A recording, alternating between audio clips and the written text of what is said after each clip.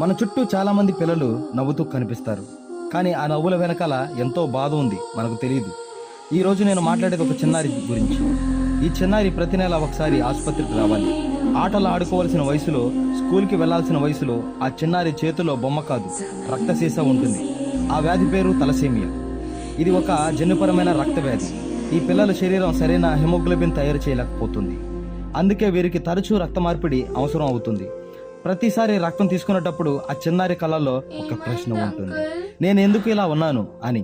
తలసేమ అంటువ్యాధి కాదు, ఇది తల్లిదండ్రుల నుండి పిల్లలకు వస్తుంది. అందుకే పెళ్లికి ముందు ఒక చిన్న బ్లడ్ టెస్ట్ చేయించుకోవడం వల్ల ఒక చిన్నారి జీవితాన్ని రక్షించగలరు. మన సమాజంలో అవగాహన చాలా అవసరం. తలసేమ పిల్లలకు మనం సపోర్ట్ ఇవ్వాలి, రక్తదానం చేయాలి. వారిని తక్కువగా చూడకూడదు. వాళ్ళు కూడా మనలాగే కలలు కంటారు. వాళ్ళు కూడా డాక్టర్, టీచర్, పోలీస్ అవ్వాలని ఆశపడతారు. మన చిన్న జాగ్రత్త ఒక చిన్నారి భవిష్యత్తు మార్చగలదు. తలసేమియా అనేది అంటువ్యాధి కాదు, ఇది తల్లిదండ్రుల నుంచి వ్యాప్తి చెందే ఒక జన్యుపరమైన వ్యాధి.